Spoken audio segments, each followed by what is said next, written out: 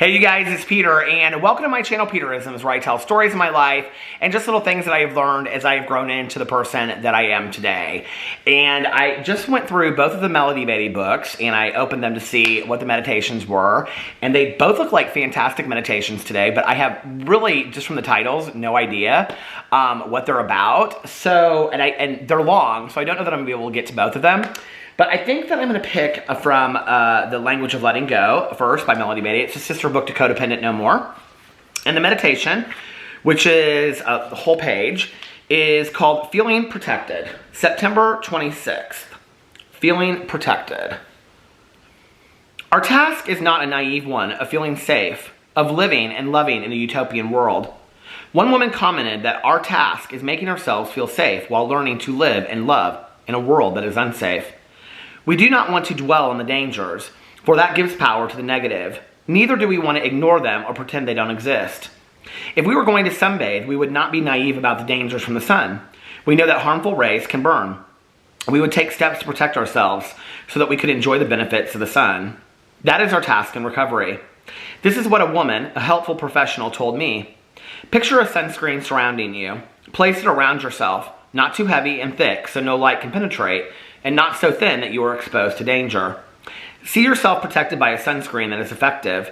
Make certain that the screen is open to the good. For a while, your screen was too heavy. It held back what you wanted. Now change it to let the good come through.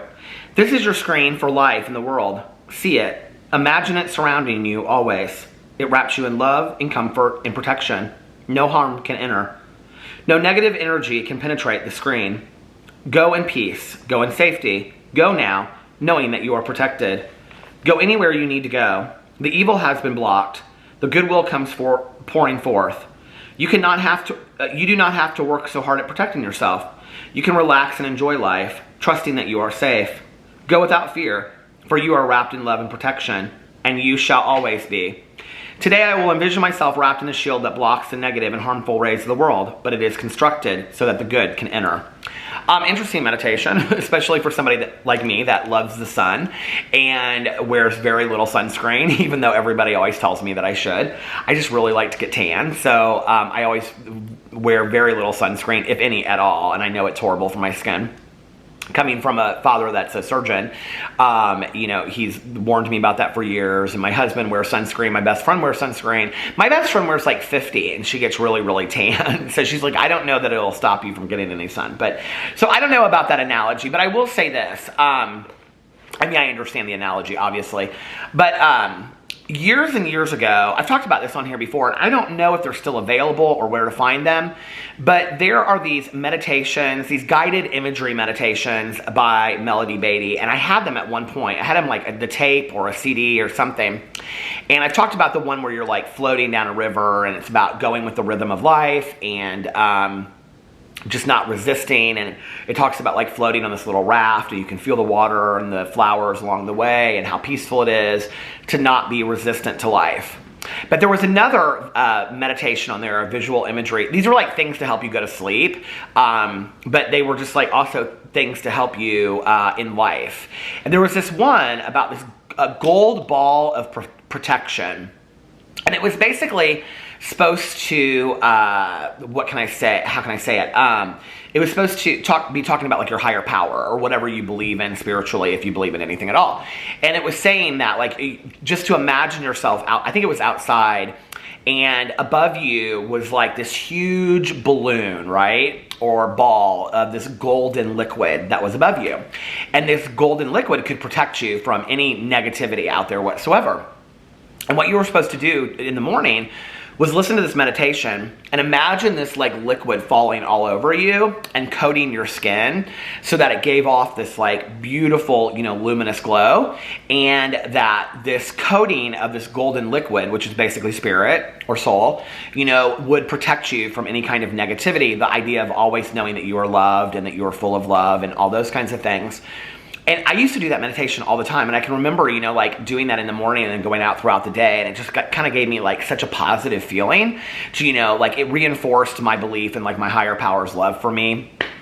And not even just that, but in just feeling that like I am a creature that is loved in this world, whether that's by my husband or my friends or my family or whoever, you know, just knowing that I'm a person in this world that is loved and capable of being loved. Because I think that many times in our lives, we think that we are not, you know, capable of being loved. And I think that's why so many people like reinforce the idea of like self-love, you know, and that you have to love yourself before you can love somebody else, which I really believe is true. I don't know. Like people always ask me like, why do you feel like you have to love yourself first? I don't know how you can give something away that you don't have for yourself. It's just truly, I don't understand how you can understand love if you've never if you can't take care of yourself on that level.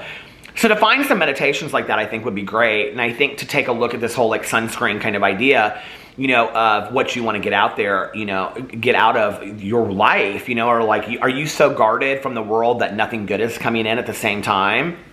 You know, it's like the people that I think get out of relationships and say, I'm never going to date again, or I'm never going to, you know, like, you know, they'll say like all men are horrible or all women are horrible or whatever, which that's just not the case. It just isn't, you know?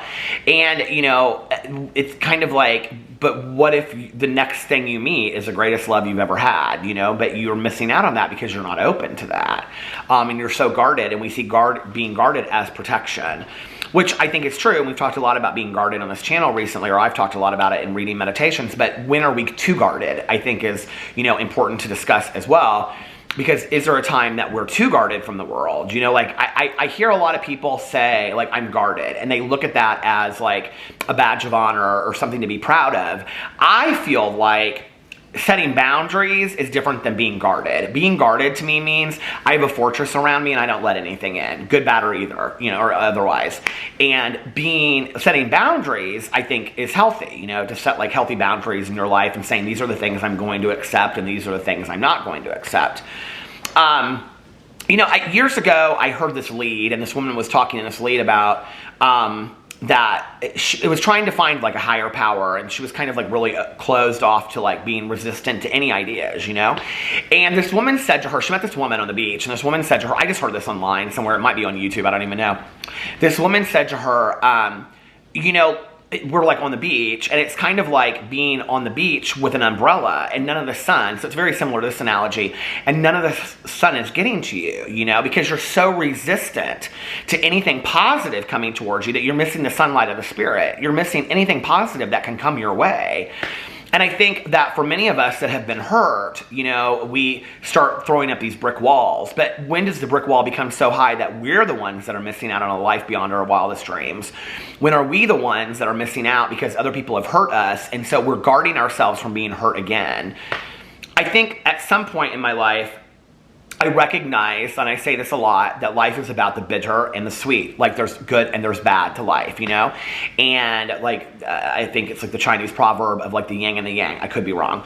But you know, that things are going to happen. We're going to get hurt in this world, you know? Like it's not, to think that we're going to go through this world and that we're not going to be hurt romantically, or we're not going to be hurt by friends or disappointed in job situations that happen to us is just naive. That is naive, right? To think that we're going to just have this total bliss of a life always. And really, how would we recognize the good times if there weren't some sad times or tragic times too, you know? Like, but I don't think we want to sit in either one, you know? Like, I mean, I think if we had to choose, we'd be like, well, I'd be full of joy all the time. I mean, don't get me wrong. Like, I would love to be joyous all the time too, right?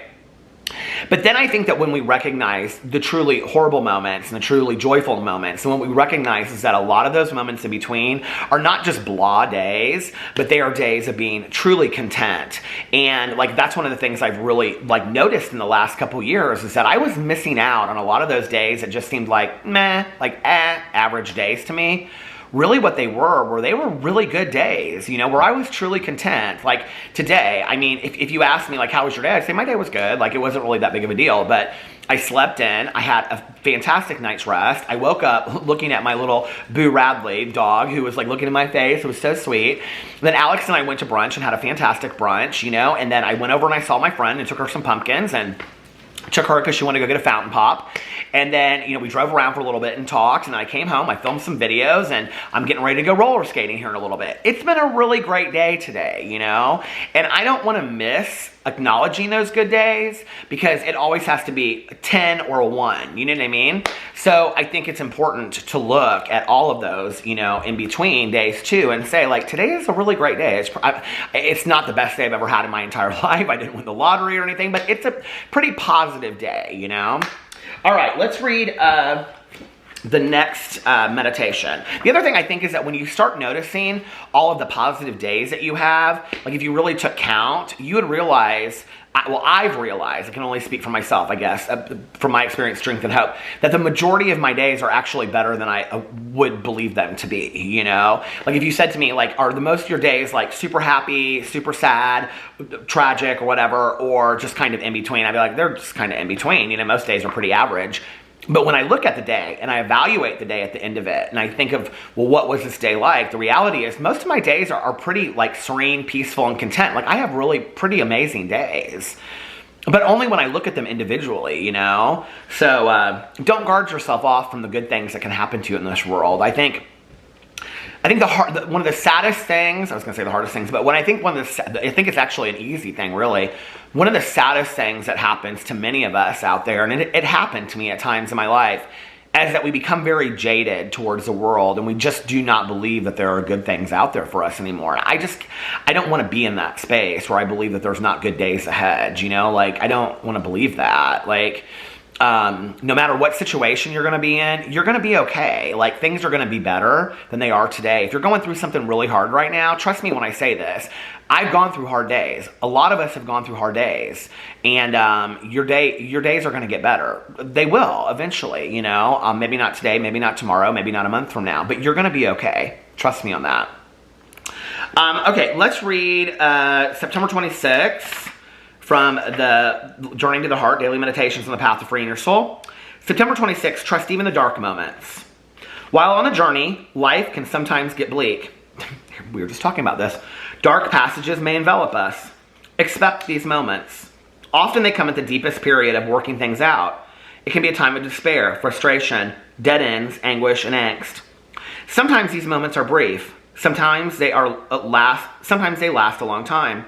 But usually they are necessary. Plan on these moments. They are not the end of the journey. Plan on these moments. They are not the end of the journey.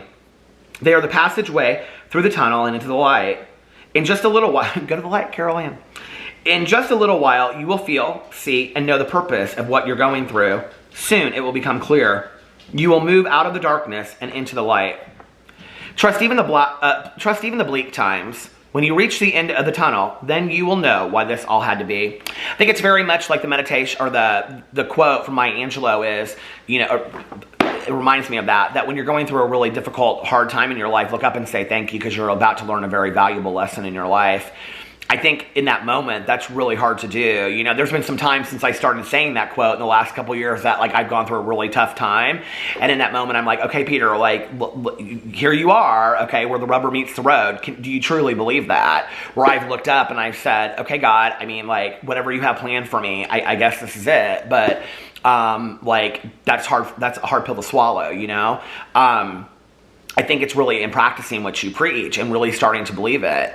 Those things in my life that I've heard that I like to believe or like to repeat, once I start practicing them, they really do come true in my life, you know? I know that a lot of things in my life that didn't make sense at the time, like breakups and job situations and friendships ending and all of that, like at that time, I couldn't really wrap my head around it. And then later down the road, like it made so much sense. It was like, well, I wasn't supposed to be with that person, or I've learned a lot more about how to be a better friend, or that the closing of that door opened another door, you know? And I wouldn't be where I am today had 5 doors not closed that at the time I was so hurt and upset about.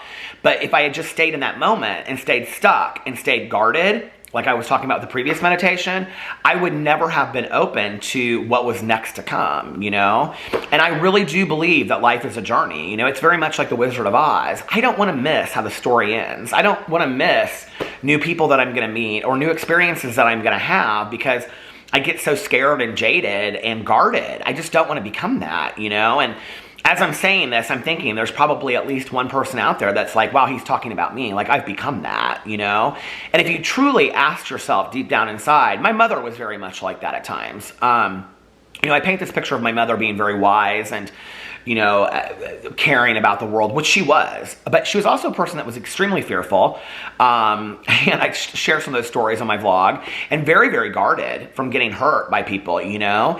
And, like, she missed out on a lot of opportunities. A lot of opportunities that she would have had in this world because she was afraid to drive places or get on a plane or whatever. She refused to do those things. So she didn't get to see a lot of friends that she could have visited, you know, or whatever in her life. And she missed out on a lot of opportunities from being guarded and fearful.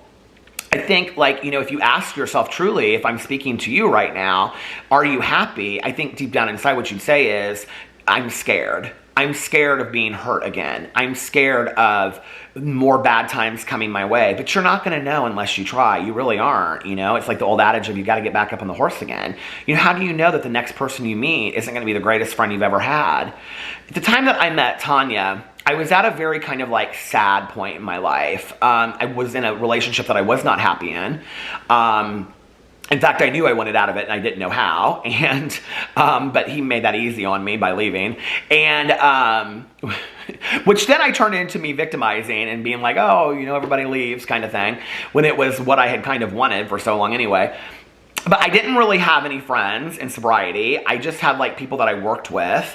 And I mean, I knew a few people here and there, you know, from meetings and stuff like that. And it was just happenstance. And, you know, if I had never taken a risk to follow through when she was like, let's go hang out, which I was absolutely terrified of doing, she wasn't going to push the issue. She wasn't going to call me 50 times. You know, she had friends.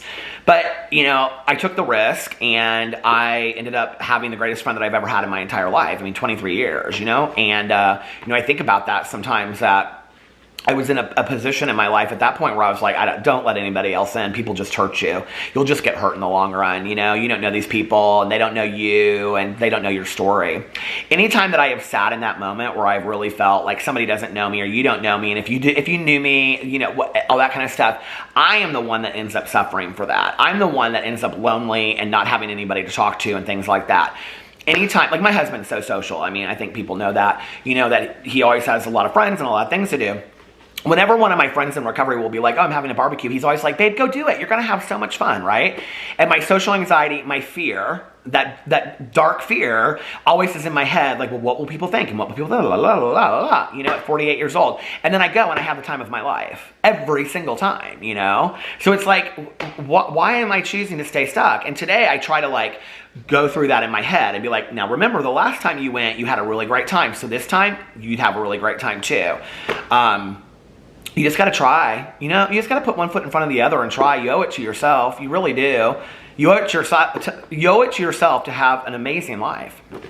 And yeah, so let me know what you think about those meditations. I love you guys and I'll see you tomorrow. Bye.